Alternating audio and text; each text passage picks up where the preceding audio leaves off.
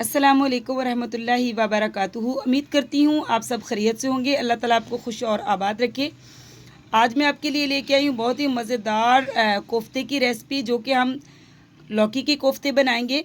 ये बहुत ही मज़ेदार होते हैं। यकीन करें कि आप गैस ही नहीं कर सकेंगे कि ये चिकन के कोफ्ते हैं या लौकी के कोफ्ते हैं। तो मेरे कहने पे ये जो मैं आज आपके साथ रेसिपी शेयर करने लगी हूँ, आप ज़रूर बनाइएगा।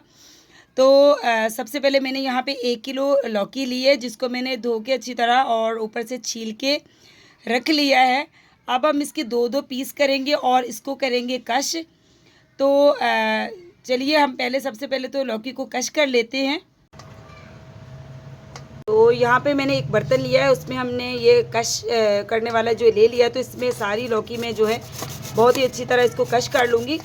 आपने मोटी तरफ से जो है लौकी को कश करना है।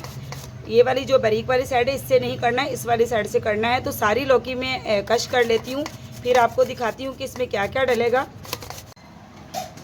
तो देखिए हमने सारी लौकी को जो है कश कर लिया है, बहुत ही अच्छी तरह ये कश हो चुकी है लौकी। अब मैं इसमें जो है नमक डालूँगी, तकरीबन ½ टी स्पून में नमक डालूँगी इसमें, ताकि इसको हम नमक लगा के थोड़ा सा हाथों की मदद से इसको मैं ऐसे करके यानी कि मिक्स करूँगी, ताकि लौकी के अंदर से हमने जो है एक्स्ट्रा जो पानी है इसका वो हमने निकालना है। तो जैसे ही इसमें हम नमक डालेंगे तो लौकी से जो है फ़ौरन ही पानी जो है वो महसूस होना शुरू हो जाएगा कि इसमें काफ़ी सारा पानी है। तो मैं इसको तकरीबन 1 मिनट तक इसमें नमक मैंने डाला है, छिड़का है, तो मैं इसको 1 मिनट तक तकरीबन इसको मैं रखूँगी। फिर इसमें से पानी जो है सारा आप किसी कपड़े में डाल के भी पानी आप अलग कर सकते हैं, लेकिन आप हाथों की मदद से भी इसका सारा पानी निकाल सकते हैं लौकी का। तो मैं तो हाथों की मदद से इसको हाथों से दबा के इसका सारा पानी जो है निकाल लूँगी। पानी भी जो है हम उसको ज़ाया नहीं करेंगे। जब हम इसकी कोफ्तों की ग्रेवी बनाएंगे तो उसमें यही वाला पानी जो है लौकी का हम वो उसमें इस्तेमाल कर लेंगे। तो बिस्मिल्लाहिर्रहमानिर्रहीम हम सारा ही हाथों की मदद से जो है इसको ऐसे हाथों को पुश कर करके इसका सारा ही पानी हम निकाल देंगे लौकी का। तो क्योंकि लौकी का पानी जो है हमें नहीं चाहिए, इससे जो कोफ्ते हैं वो हमारे बिल्कुल अच्छे नहीं बनेंगे। तो लौकी का सारा ही पानी आप ऐसे निचोड़ के निकाल देंगे। तो ये देखिए मैंने सारा ही जो इसको अच्छी तरह मैंने निचोड़ लिया है। ऐसे ही मैं सारी लौकी का जो पानी है वो निकाल लेती हूँ। तो देखिए लौकी का सारा जो पानी है मैंने इसमें से निकाल दिया है। और अब इसमें क्या क्या मसाले हम ऐड करेंगे, तो ये देखिए यहाँ पे मैंने क्या लिया है। यहाँ पे मैंने लिया है धनिया दाना, ये भुना हुआ और कुटा हुआ है। और ये मैंने ज़ीरा लिया है, ये मैंने 1 टेबलस्पून धनिया दाना लिया है जो कि भुना हुआ और कुटा हुआ है। और ये मैंने लिया है 2 टीस्पून मैंने लिया है ज़ीरा, ये भी भुना हुआ और कुटा हुआ है। ये मैंने ली है कुटी हुई लाल मिर्च, और 1 टीस्पून मैंने लिया है नमक। नमक जो है मैंने इसमें भी डाला था, आपको पता है कि इसका पानी निकालने के लिए, तो नमक इसमें भी है। और ये मैंने ½ टी स्पून हल्दी ली है, और जो है ½ टी स्पून ही मैंने ली है अजवाइन। अजवाइन का इसमें बहुत ही अच्छा फ्लेवर आता है। तो ये सारे मसाले हम इसमें ऐड कर देंगे। तो बिस्मिल्लाहिर्रहमानिर्रहीम अब हम इसमें ऐड करेंगे। यहाँ पे मैंने ली है 4 से 5 अदद मैंने सब्ज़ मिर्चें ली है, इनको मैंने बारीक बारीक काट लिया था। तो ये भी हम इसमें ऐड कर देंगे। तो बिस्मिल्लाहिर्रहमानिर्रहीम और अब हम इसमें ऐड करेंगे धनिया। तो यहाँ पे मैंने सब्ज़ धनिया लिया, इसको भी मैंने बारीक बारीक काट दिया था। तो ये भी हम इसमें ऐड कर देंगे। और अब हम इसमें डालेंगे इसको जो है हम इसमें जो कोफ्ते को फैले ना, तो इसमें हम क्या डालेंगे, कई लोग जो है इसमें मैदा भी डाल सकते हैं, लेकिन ये है कि इस पर सबसे ज़्यादा जिसका फ्लेवर अच्छा होता है वो बेसन होता है। तो यहाँ पे मैं डालूँगी बेसन। बिस्मिल्लाहिर्रहमानिर्रहीम 1 and 2 3 4 यहाँ पे मैंने 4 टेबलस्पून इसमें बेसन डाला है। और अब मैं इसको हाथों की मदद से अच्छी तरह मिक्स करूँगी। और अगर हमें लगेगा कि ये थोड़ा सा यानी कि पतला है, अभी इसके कोफ्ते बनने जो है मुश्किल है, तो हम इसमें और भी बेसन ऐड कर सकते हैं। तो ये सारे मसाले और बेसन को हम बहुत ही अच्छी तरह जो है हाथों की मदद से हम मिक्स कर लेंगे। तो देखिए मैंने बहुत ही अच्छी तरह इसकी मिक्सिंग कर दी है। और एक जो सीक्रेट आपके साथ मैं भूल गई थी बताना, तो यहाँ पे मैंने 2 चुटकी जो है सोडा लिया है, मीठा सोडा, इसको बेकिंग सोडा भी कहते हैं। तो ये हम इसमें ऐड कर देंगे। इसका डालने का मकसद ये है कि जो हमारे कोफ्ते हैं ये बहुत ही सॉफ्ट और बहुत ही अच्छे बनेंगे। तो ये भी आप लाजमी डालिएगा, 2 चुटकी इसमें सोडा भी हम डालेंगे। और अब हम इसके बनाते हैं कोफ्ते। बहुत ही इसको मैं अच्छी तरह मिक्स कर लूँगी। हम इसके बनाएंगे कोफ्ते। तो बिस्मिल्लाहिर्रहमानिर्रहीम, चम्मच की मदद से हम इतना इतना लेंगे, जितना हमें कोफ्ते का साइज़ चाहिए हम इतना ही लेंगे। तो देखिए बिस्मिल्लाहिर्रहमानिर्रहीम, हम जो है सारे कोफ्ते, ये देखिए बिस्मिल्लाहिर्रहमानिर्रहीम, सारे कोफ्ते हम ऐसे बना के रख लेते हैं। और फिर मैं आपको दिखाती हूँ कि कितने कोफ्ते बने हैं। तो देखिए माशाल्लाह हमारे कितने सारे कोफ्ते बनकर तैयार हो चुके हैं। और ये दूसरी वाली प्लेट में भी तकरीबन 6 कोफ्ते हैं, और यहाँ पे बड़ी वाली प्लेट में भी देखिए। तो अब हम इनको फ्राई करेंगे। तो चलिए हम फ्राई करते हैं इनको। यहाँ पे ले लिए मैंने कढ़ाई, और कढ़ाई में मैंने तकरीबन 2 कप ऑयल डाला है, क्योंकि हमने इसमें कोफ्ते फ्राई करने हैं। तो ऑयल जो है हमारा बिल्कुल गर्म हो चुका है। तो इसमें मैं अब कोफ्ते डालूँगी। तो बिस्मिल्लाहिर्रहमानिर्रहीम, सारे ही कोफ्ते हम बारी बारी इसमें डाल देंगे। तो बिस्मिल्लाहिर्रहमानिर्रहीम, आराम आराम से जो है सारे ही कोफ्ते हम इसमें डाल देंगे जितने हमारे आएंगे। तो बिस्मिल्लाहिर्रहमानिर्रहीम,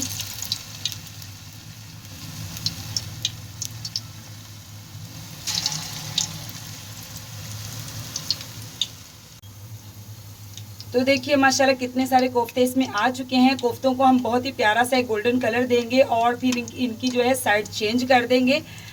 तो सारे ही कोफ्ते में ऐसे सारे फ्राई कर लूँगी, और फिर आपको दिखाती हूँ सारे कोफ्ते फ्राई करके। तो देखिए कोफ्तों के ऊपर बहुत ही प्यारा सा एक गोल्डन कलर आ चुका है, और इनकी मैंने साइड जो है चेंज कर दी है। और अब हम दूसरी साइड से भी हम यही वाला कलर इस पर देंगे, प्यारा सा गोल्डन कलर। तो सारे ही कोफ्ते में फ्राई करके फिर आपसे मिलती हूँ और आपको दिखाती हूँ कि सारे हमारे कोफ्ते जो हैं वो फ्राई हो चुके हैं।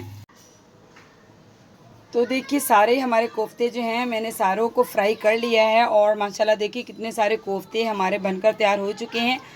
अब हम इसकी स्टार्ट करते हैं ग्रेवी कैसे बनाते हैं। तो चलिए आपको दिखाते हैं कि कोफ्तों के लिए ग्रेवी कैसे बनानी है। तो अब हम स्टार्ट करते हैं इसकी ग्रेवी। कोफ्ते तो हमारे जो है बन चुके हैं, और सारे ही मैंने एक साइड पे रख लिए हैं फ्राई करके। तो अब हम ग्रेवी स्टार्ट करते हैं इसकी बनाना। तो सबसे पहले मैंने लिया है 3 अदद मैंने लौंग लिया है, 1 बड़ी इलायची लिया है, और 1 मैंने दालचीनी का टुकड़ा लिया है। तो ये हम इसमें ऐड कर देंगे ऑयल में। और यहाँ पे लिया है मैंने 2 तेज़पात के पत्ते, तो ये भी हम इसमें ऐड कर देंगे। अब हम इसमें करेंगे प्याज ऐड। तो प्याज मैंने ये 2 से 3 अदद मैंने प्याज लिए हैं, इनको मैंने बारीक बारीक काट लिया है। तो ये हम इसमें ऐड कर देंगे। बिस्मिल्लाहिर्रहमानिर्रहीम, प्याज़ों को हम बहुत ही अच्छी तरह फ्राई कर लेंगे। हमें लाइट ब्राउन कलर चाहिए प्याज़ों का, क्योंकि इसकी हमने ग्रेवी बनानी है कोफ्तों के लिए। तो ये हमें बहुत ही अच्छी तरह जो है हमने लाइट गोल्डन कलर इसका करना है प्याज का। तो प्याज को हम तकरीबन 1 से 1.5 मिनट तक फ्राई कर लेंगे। तो देखिए प्याज का हमारा बहुत ही प्यारा सा एक गोल्डन कलर आ चुका है, हमें इतना ही फ्राई प्याज चाहिए। तो अब हम इसमें ऐड करेंगे टमाटर। तो बिस्मिल्लाहिर्रहमानिर्रहीम, टमाटर मैंने 2 अदद लिए हैं बड़े साइज़ के, और इनको मैंने बारीक बारीक बिल्कुल काट लिया है। प्याज आप इसमें ग्राइंड करके भी डाल सकते हैं, पेस्ट बना के भी, लेकिन इस टाइम जो है हमारी लाइट नहीं है, तो इस वजह से जो है मैंने इनको बहुत ही बारीक बारीक काटा है और इसमें डाल दिया है। तो इसको भी हम बहुत ही अच्छी तरह जो है इसमें फ्राई कर लेंगे, ताकि जो टमाटर हैं हमारे बहुत ही अच्छी तरह इसमें घुल जाएँ। मसाला हमने बहुत ही अच्छी सी ग्रेवी तैयार करनी है कोफ्तों के लिए।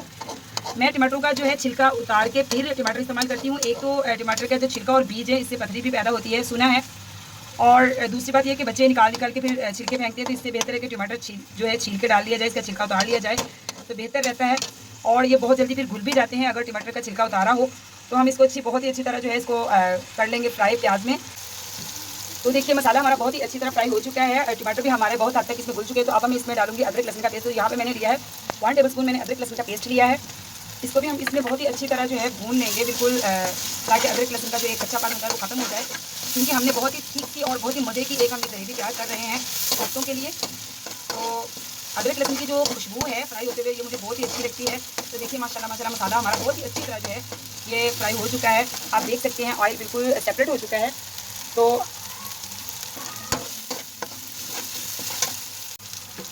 तो देखिए अदरक लहसुन का पेस्ट भी हमारा बहुत ही अच्छी तरह फ्राई हो चुका है। अब मैं इसमें डालूंगी पाउडर मसाले। तो पाउडर मसाले में मैंने क्या लिया है, 1/2 टीस्पून मैंने हल्दी ली है, और 1 टीस्पून मैंने नमक लिया है, और 1 टीस्पून ही मैंने लाल मिर्च का पाउडर लिया है, और 1 टीस्पून ही मैंने लिया है कूटा हुआ और भुना हुआ ज़ीरा, और 1 टीस्पून मैंने लिया है 1 टेबलस्पून मैंने लिया है यहाँ पे धनिया दाना। इसको भी मैंने भून के और अच्छी तरह कूटा हुआ और भुना हुआ है। तो ये सारे मसाले हम इसमें ऐड कर देंगे बिस्मिल्लाहिर्रहमानिर्रहीम कौरमे में। آپ کو پتہ ہے کہ میں نے جو ہے کوفتے ان میں بھی نمک استعمال کیا تھا، تو نمک ہم کم ہی رکھیں گے. اگر ہمیں کوفتے تیار ہونے کے بعد جو ہمارا کوفتے کا سالن تیار ہوگا، اگر ہمیں اس میں کم لگے گا نمک تو ہم اس میں اور ایڈ کر سکتے ہیں. آپ کو پتہ ہے نمک میں تو چوائس ہوتی ہے، کم یا زیادہ ہم کر سکتے ہیں. اگر زیادہ ڈل جائے تو پھر بہت ہی مسئلہ ہو جاتا ہے. تو دیکھیے ماشاءاللہ ماشاءاللہ ہمارا کتنا اچھا جو ہے قورمے کے لیے جو ہم ایک مسالہ تیار کر رہے ہیں وہ بہت ہی اچھی طرح فرائی ہو چکا ہے. اب میں اس میں ایڈ کروں گی دہی. تو یہاں پہ میں نے 5 بڑے جو ہے ٹیبل سپون میں نے دہی لیا ہے، تو یہ بھی ہم اس میں ایڈ کر دیں گے. ایک بات بتاؤں کہ دہی جو ہے وہ کھٹا نہیں ہونا چاہیے، کیونکہ اس میں جو ہے گریوی کا جو ذائقہ ہے وہ چینج ہو جاتا ہے. تو دہی جو ہے ہمیں تھوڑا کریمی سا دہی چاہیے. تو بسم اللہ الرحمن الرحیم دہی بھی میں اس میں ایڈ کر دوں گی اور بہت ہی اچھی طرح اس کو میں اس میں مکس کر دوں گی، تاکہ ہمارا مسالہ جو ہے اور اچھی طرح جو اس میں بن جائے.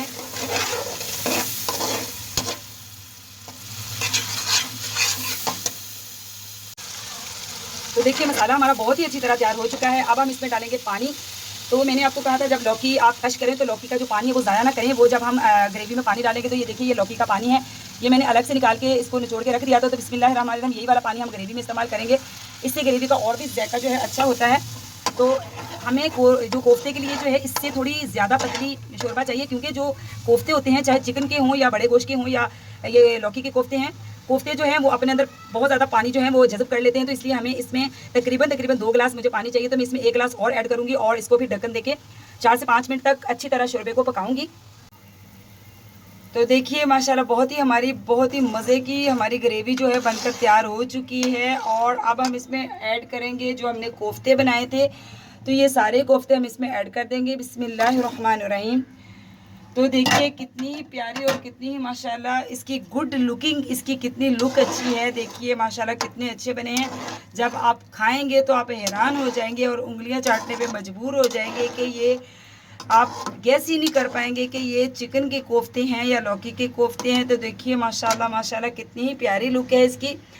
اور اب ہم اس پہ کیا ایڈ کریں گے؟ اس میں ہم ایڈ کریں گے دھنیا، جو کہ جس کے ساتھ سالن کی اور ہی اچھی لک آ جاتی ہے. تو آپ مجھے ضرور بتائیے گا کمنٹس باکس میں کہ آپ کو یہ میری لوکی کے کوفتے والی ریسپی کیسی لگی، اور آپ ضرور ٹرائی کیجئے گا اور مجھے اپنی دعاؤں میں ضرور یاد رکھیے. اور میں ابھی آپ کو اس کو جو ہے ڈش آؤٹ کر کے دکھاتی ہوں. تو دیکھیے ماشاءاللہ ہمارے جو لوکی کے کوفتے کا سالن ہے بن کر تیار ہو چکا ہے. آپ کے سامنے اس کی فائنل لک بھی آ چکی ہے. اور دیکھیے کتنا ہی مزیدار اور کتنا ہی اچھا سالن بن کر تیار ہوا ہے. آپ ضرور ٹرائی کیجیے گا اور مجھے ضرور بتائیے گا کہ آپ کو یہ میری ریسپی کیسی لگی. دعاؤں میں یاد رکھیے، میرا چینل سبسکرائب کیجیے اور لائک کیجیے، یہ آپ کی طرف سے تحفہ ہوتا ہے. تو ملتی ہوں آپ سے نیکسٹ ریسپی کے ساتھ. تو اللہ حافظ.